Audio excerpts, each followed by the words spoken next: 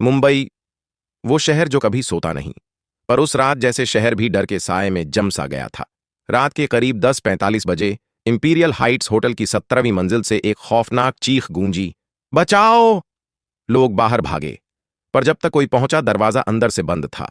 और जब सिक्योरिटी ने दरवाजा तोड़ा, कमरे के बीचों बीच जमीन पर पड़ा था राज मल्होत्रा, मुंबई का मशहूर बिजनेसमैन, जिसकी आंखें खुली थीं पर जिंदगी बंद हो चुकी थी।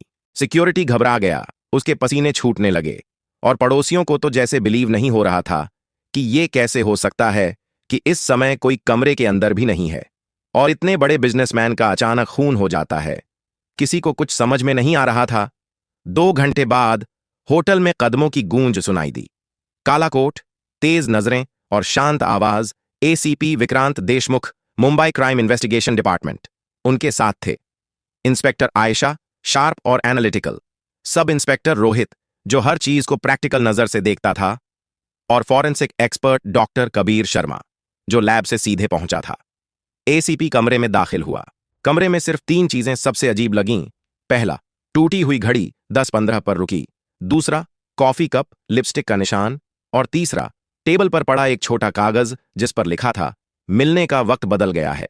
एसीपी विक्रांत ने धीरे से कहा, कमरा अंदर से बंद, पर कहानी बाहर तक फैली है। फॉरेंसिक टीम सबूत इकट्ठे करने लगी। दरवाजे पर कोई फोर्स मार्क नहीं था।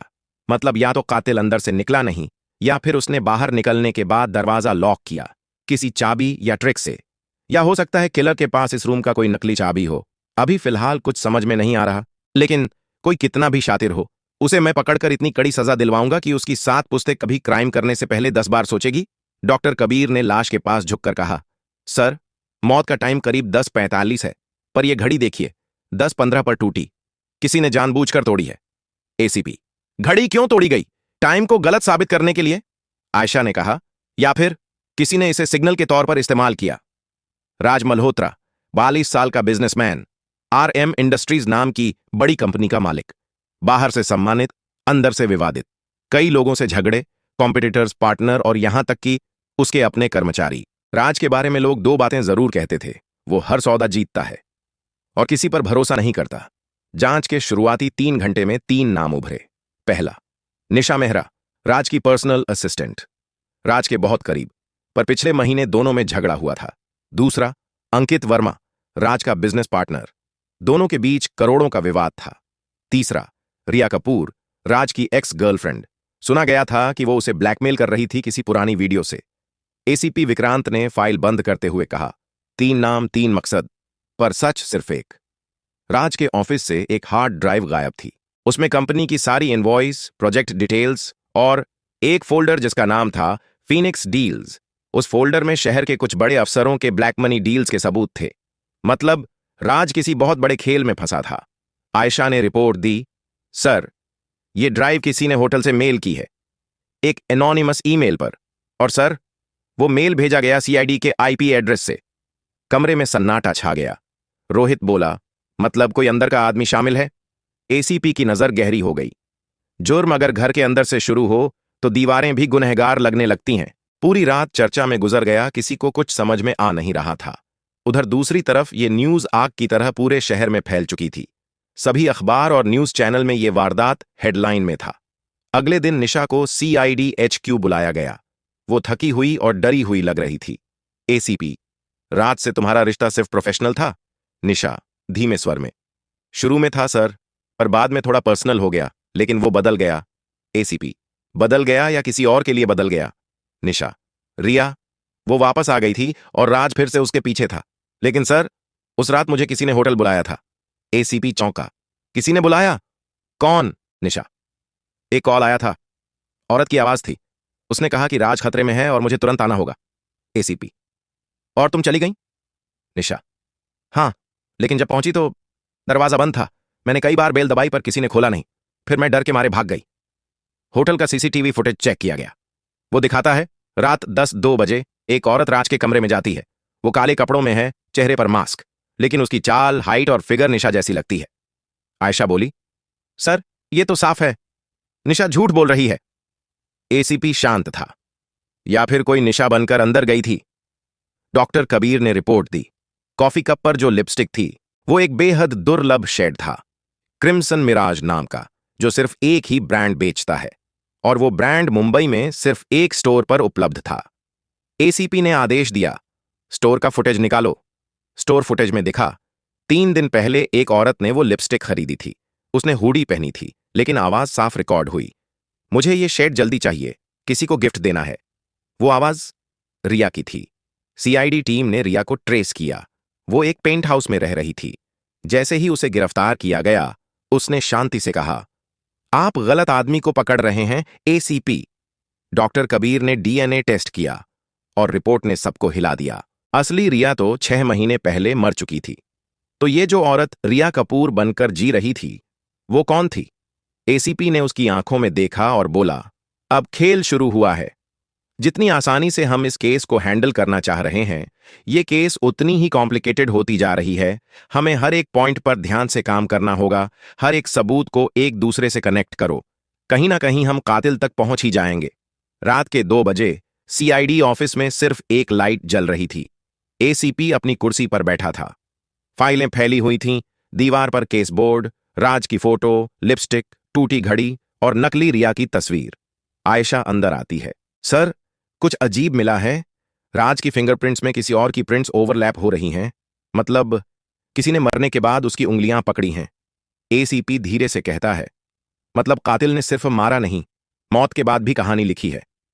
रात के 3 बजे एसीपी विक्रांत अब भी बोर्ड के सामने खड़ा था। उसकी आंखें हर तस्वीर पर टिकती जा रही थीं। राज मल्होत्रा की मुस्कुराती फोटो को घूरते हुए वह बोला, तुम्हारे मरने के बाद भी सब खेल में शामिल हैं राज। इतने में दरवाजा खुला। आयशा अंदर आई, हाथ में रिपोर्ट लिए। आयशा, सर, उस नकली रिया का असली नाम मिल गया। एसीपी, बोलो। आयशा, उसका नाम कव्या सहगल है। वो 3 साल पहले आरएम इंडस्ट्रीज की मार्केटिंग टीम में काम करती थी। राज ने उसे फर्जी रिपोर्ट के केस में निकाल दिया था। एसीपी, मतलब राज से पुरानी दुश्मनी। आयशा, जी सर। और सर, एक और बात, कव्या पिछले कुछ महीनों से किसी फीनिक्स ग्रुप नाम की कंपनी के लिए काम कर रही थी। एसीपी की आंखें चमकी। फीनिक्स, वही नाम जो उस गायब फोल्डर में था। कव्या को सीआईडी के इंटेरोगेशन रूम में लाया गया। वो शांत थी, लेकिन उसकी आंखों में एक अजीब सी आत्मविश्वास भरी ठंडक थी। एसीपी विक्रांत, रिया बनना आसान नहीं था कव्या, पर तुमने रोल अच्छे से निभाया। कव्या मुस्कुराकर, एसीपी साहब, मैं किसी को मारने नहीं आई थी, मैं तो सिर्फ अपना वीडियो प्रूफ लेने आई थी। वो वीडियो जो राज के पास था। एसीपी, कौन सा वीडियो? कव्या, 3 साल पहले उसने मेरी जिंदगी बर्बाद की थी। वो वीडियो जिसमें वो कुछ लोगों को ब्लैकमेल कर रहा था, उसमें मैं भी थी, बस एक पॉन की तरह। एसीपी, मतलब राज किसी बड़े रैकेट का हिस्सा था? कव्या ने ठंडी हंसी हंसी।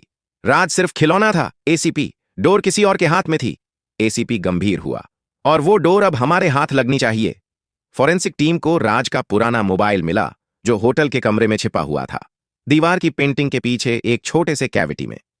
डॉक्टर कबीर ने कहा, सर, फोन में एक एन्क्रिप्टेड फोल्डर है। पासवर्ड 4 अंकों का है, पर फिंगरप्रिंट लॉक टूटा हुआ है। आयशा ने सोचा, क्या वो टूटी घड़ी उस कोड से जुड़ी है? घड़ी रुकी थी 10:15 पर। डॉक्टर कबीर ने पासवर्ड डाला। 10:15 फोन अनलॉक हो गया। स्क्रीन पर एक वीडियो खुला, राज मल्होत्रा और एक मंत्री के बीच सौदेबाजी की क्लिप। एसीपी बोला, तो ये है असली फीनिक्स डील। वीडियो के आखिर में कुछ सेकंड्स का ब्लर था, पर उसमें एक और चेहरा दिखा, सीआईडी के सब इंस्पेक्टर रोहित का। कमरे में सन्नाटा। आयशा ने डिसबिलीफ में कहा, ये रोहित है।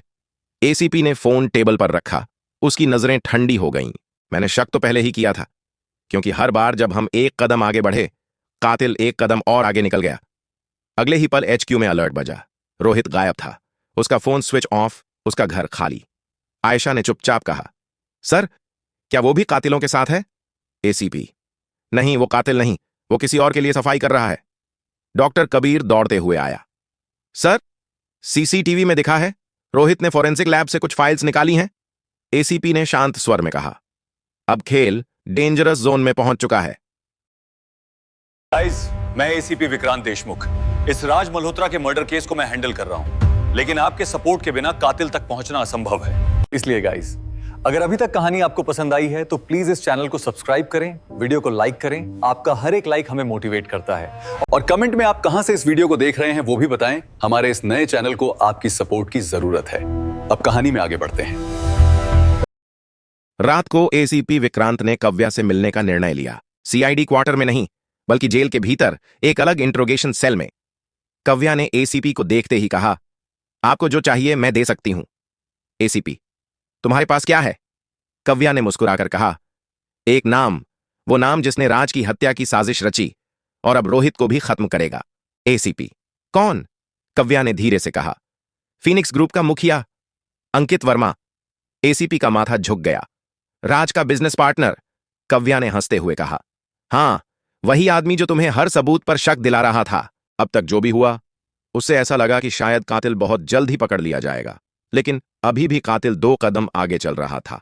खैर, इसी तरह बिना कुछ हाथ लगे सस्पेंस में पूरी रात कट गई। अगली सुबह सीआईडी टीम ने अंकित के दफ्तर पर रेड मारी।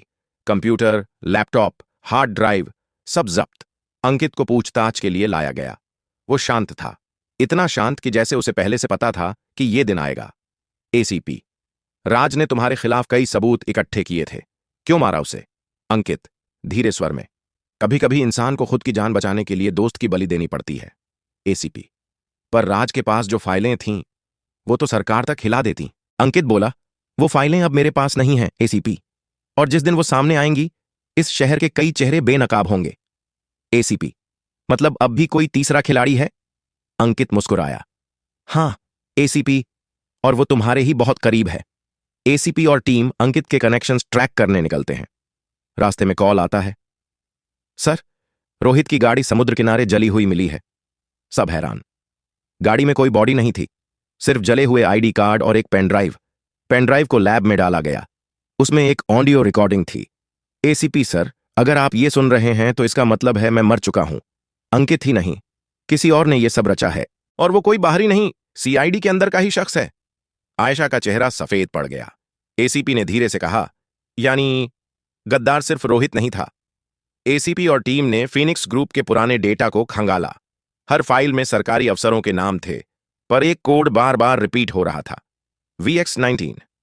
एसीपी ने सोचा, VX, क्या यह कोई केमिकल कोड है या किसी का कोड नेम? आयशा ने कहा, सर, VX-19 को जब डिक्रिप्ट किया गया तो उसमें एक हिडन ऑडियो फाइल थी। ऑडियो में आवाज आई, मिशन फेज 2 शुरू करो, सीआईडी के अंदर का आदमी अब रेडी है। एसीपी की आंखों में खून उतर आया। अब यह सिर्फ मर्डर केस नहीं, एक कॉन्स्पिरेसी वॉर है।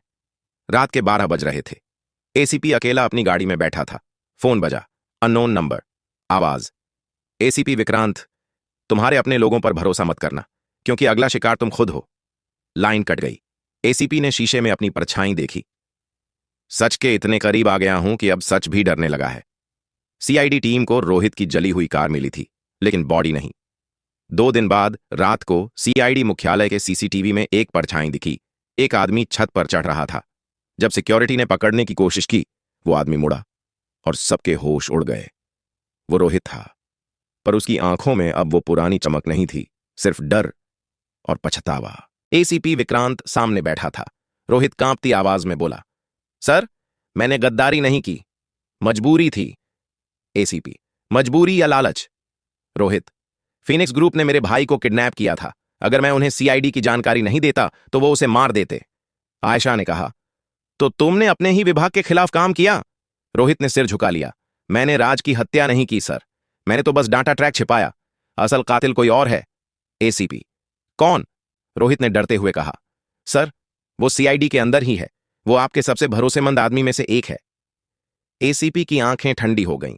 डॉक्टर कबीर फोरेंसिक लैब में काम कर रहा था। रात को एसीपी और आयशा ने कबीर के फोन से उस एनक्रिप्टेड नेटवर्क को ट्रैक किया। लोकेशन मिली, नेवी गोदाम के पास एक पुराना वेयरहाउस। टीम वहां पहुंची। अंधेरे में चमकती कार की लाइट्स और बीच में बैठा एक आदमी, वो था मंत्री गिरीश राणे, वही जो वीडियो में था। एसीपी, तो VX-19 तुम हो? राणे मुस्कुराकर, नहीं एसीपी, मैं तो सिर्फ मोहरा हूं, असली VX-19 तो तुम्हारे और करीब है। एसीपी ने गन उठाई। काफी हुआ खेल, अब सच बोलो। राणे बोला, जिसे तुम आयशा कहते हो वही VX-19 है। सीआईडी मुख्यालय में लौटकर एसीपी ने सीधे आयशा को देखा। वो शांत थी, उसके चेहरे पर कोई डर नहीं। एसीपी, आयशा, सच बोलो, क्या ये सब तुम्हारे इशारे पर हो रहा है? आयशा, सर, अगर मैं गद्दार होती तो ये सवाल आप पूछ ही नहीं पाते। एसीपी, फिर राणे ने झूठ क्यों बोला? आयशा, क्योंकि वो चाहता है आप मुझ पर शक करें। कमरे में कुछ देर सन्नाटा रहा। एसीपी ने कहा, कभी कभी सच और झूठ एक ही चेहरे में छिपे होते हैं। रात के वक्त एसीपी अपने केबिन में अकेला था। अचानक दरवाजा खुला। एक फाइल उसके टेबल पर फेंकी गई। फाइल पर लिखा था VX-19 द फाइनल फेज। अंदर की पहली पेज पर सिर्फ एक लाइन लिखी थी, अगला शिकार एसीपी विक्रांत देशमुख। एसीपी, अब शिकार और शिकारी दोनों एक ही मैदान में हैं। रात 1:30 बजे, मुंबई डॉकयार्ड का सुनसान इलाका। एसीपी विक्रांत अकेले पहुंचा। हाथ में फाइल VX-19 थी। फोन बजा, अनजान नंबर। तुम सच जानने के बहुत करीब आ गए हो एसीपी, लेकिन ये आखिरी रात है तुम्हारी। एसीपी ने मुस्कुराकर कहा, मौत भी अगर सीआईडी को डराने आए तो रिपोर्ट दर्ज करनी पड़ती है। सामने वही पुराना वेयरहाउस, अंदर हल्की रोशनी और परछाई। वेयरहाउस के बीचों बीच एक मेज और उस पर लैपटॉप चल रहा था। स्क्रीन पर लाइव फीड दिख रहा था सीआईडी ऑफिस का। मतलब कोई अंदर बैठा अभी भी खेल चला रहा था। अचानक पीछे से आवाज आई, वेलकम एसीपी विक्रांत। वो आयशा थी, बारिश में भीगती हुई, लेकिन उसकी आंखें ठंडी थीं। एसीपी कठोर स्वर में, तो राणे सच बोल रहा था? आयशा मुस्कुराकर, नहीं एसीपी, आधा सच। VX-19 कोई इंसान नहीं, एक प्रोजेक्ट है और मैं बस उसका दिमाग हूं। एसीपी, मतलब तुमने राज मल्होत्रा को मारा? आयशा, नहीं, मैंने बस उसे रोकने की कोशिश की। राज ने फिनिक्स डील्स की फाइल बाहर भेज दी थी। अगर वो लीक होती तो कई बड़े लोग डूब जाते और मुझे खत्म कर दिया जाता। एसीपी, तो रोहित, कबीर सब तुम्हारे मोहरे थे? आयशा, हां, हर कोई किसी और के खेल में मोहरा है, पर असली मास्टरमाइंड वो सामने है। अंधेरे से दूसरा आदमी निकला, अंकित वर्मा, जो जेल में बंद था। एसीपी चौंक कर, अंकित, तुम जिंदा और आजाद? अंकित, सीआईडी ने मुझे पकड़ा था, VX ने मुझे छुड़ाया और अब तुम हमारे रास्ते में हो। एसीपी ने गन उठाई, अब ये केस खत्म होगा। आयशा ने धीरे से कहा, नहीं एसीपी, ये तो अभी शुरू हुआ है। अचानक तेज धमाका हुआ। वेयरहाउस का आधा हिस्सा उड़ गया। धुआं, आग और गोलियों की बौछार। एसीपी नीचे गिरा, लेकिन उसकी गन अब भी हाथ में थी। उसने हवा में 2 फायर किए। अंकित के सीने में गोली लगी, वो गिर पड़ा। आयशा भागी, लेकिन एसीपी ने उसका रास्ता रोक लिया। एसीपी, इतने सालों में पहली बार किसी ने सीआईडी को धोखा देने की हिम्मत की है, पर VX-19 का अंत आज होगा। आयशा मुस्कुराई, VX-19 खत्म नहीं होता एसीपी, ये तो सिस्टम है। सीआईडी टीम वहां पहुंची। आयशा को पकड़ लिया गया। अंकित मरा पड़ा था और पूरा वेयरहाउस जल रहा था। डॉक्टर कबीर ने कहा, सर, फाइलें जल गईं, पर एक चिप बची है। एसीपी ने वो चिप उठाई। उसमें एक ही लाइन लिखी थी, project VX-19 authorised by ministry of internal affairs. ACP ने धीमे स्वर में कहा, मतलब खेल सरकार तक जाता है। आयशा को पुलिस ले जा रही थी। उसने पीछे मुड़कर कहा, एसीपी, सच को जितना मिटाओगे उतना फैलता जाएगा। कुछ दिन बाद सीआईडी हेडक्वार्टर में शांति थी। एसीपी विक्रांत अपनी रिपोर्ट टाइप कर रहा था। केस क्लोज्ड, लेकिन अचानक एक नया मेल पॉपअप हुआ। Subject, welcome to VX-20। ACP ने धीरे से स्क्रीन देखा और मुस्कुरा दिया। खेल खत्म नहीं हुआ, बस अगला लेवल शुरू हुआ है। ये कहानी हमें बताती है, सिस्टम में गुनाह मिटता नहीं, बस चेहरा बदलता है। सच हमेशा जिंदा रहता है, बस उसका समय अलग होता है। गाइस, आपने देखा कि आपकी मदद से हमने कातिल को पकड़ लिया। सीआईडी के ही मेरे साथी ऑफिसर एक दूसरे से मिले हुए थे। आजकल इस दुनिया में किसी पर भी भरोसा करना मुश्किल है। आप सिर्फ खुद पर भरोसा रखें, किसी से कोई उम्मीद ना रखें। आपका इस पे क्या सोचना है कमेंट सेक्शन में बताइए। आयशा और अंकित ने बुरा काम किया, उनको बुरा फल मिला। आप सही काम कीजिए, भगवान आपके साथ रहेगा। कहानी यहीं खत्म नहीं होती, अभी एक मिस्ट्री जानना बाकी है। आखिर राज मल्होत्रा को बंद कमरे के अंदर कैसे मारा गया था? मुझे पता है आप इसके लिए एक्साइटेड हैं, लेकिन आगे जाने से पहले आपसे एक छोटी सी विनती है। अगर अभी तक आपने चैनल को सब्सक्राइब नहीं किया है तो प्लीज इस चैनल को सब्सक्राइब करें, वीडियो को लाइक करें। आपका हर एक लाइक हमें मोटिवेट करता है। अब कहानी में आगे देखते हैं कि बंद कमरे के अंदर राज मल्होत्रा का मर्डर कैसे हुआ। डील आज ही फाइनल करनी है, किसी को भंक नहीं लगनी चाहिए। मैं सब हैंडल कर लूंगा, बस कोई गलती नहीं होनी चाहिए। तुम यहाँ इस वक्त? आपने गलत लोगों से डील की है मिस्टर मल्होत्रा। तुम सीआईडी में हो, है ना? सीआईडी में हो, लेकिन इस केस के लिए नहीं, VX-19 के लिए। ये तुम क्या कर रही हो VX-19 के लिए? सिर्फ एक कुर्बानी और चाहिए थी।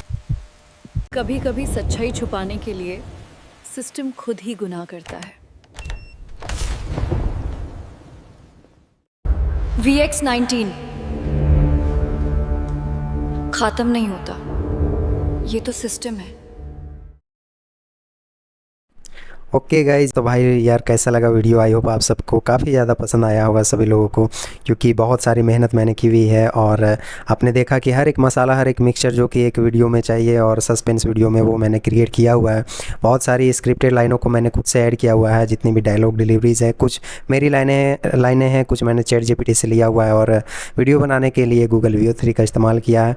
और अंत में आकर के भाई वीडियो क्रिएट करना पड़ता है, क्योंकि आपको यूट्यूब का एक ऐसा रेगुलेशन है कि आपको वुमेन टच देना है। तो मैंने स्क्रिप्टेड जो वीडियो में जो लाइनें थी उसमें मैंने खुद की लाइनें ऐड की है। आकर के आखिरी में मैंने 1 मिनट का वीडियो बना लिया है, ताकि आप सभी लोगों का, ऑडियंस लोगों का प्यार और सपोर्ट ले सकूं। तो भाई अपना प्यार दिखाओ, इस चैनल को भाई सब्सक्राइब करो, अपना कमेंट में आप इस वीडियो को कहाँ से देख रहे हो वो बताओ। तो एनीथिंग आप कुछ भी शेयर कर सकते हो। अगर उतना नहीं भाई तो जय माता दी ये भाई ज़रूर कमेंट बॉक्स में ज़रूर लिखना, और कौन सा पार्ट आपको अच्छा लगा वीडियो का वो आप ज़रूर बताना। हम सब मिलते हैं एक नए बेहतरीन वीडियो के साथ में, एक नए कंटेंट के साथ में। तब तक आप सब भी मस्त रहिए और खिलखिलाते रहिए, हंसते रहिए। हम सब मिलते हैं नेक्स्ट वीडियो में। आपने इस वीडियो को देखा उसके लिए बहुत बहुत धन्यवाद। जरूर सब्सक्राइब करना भाई, शेयर करना, वीडियो को लाइक करना। धन्यवाद। हम सब मिलते हैं नेक्स्ट वीडियो में।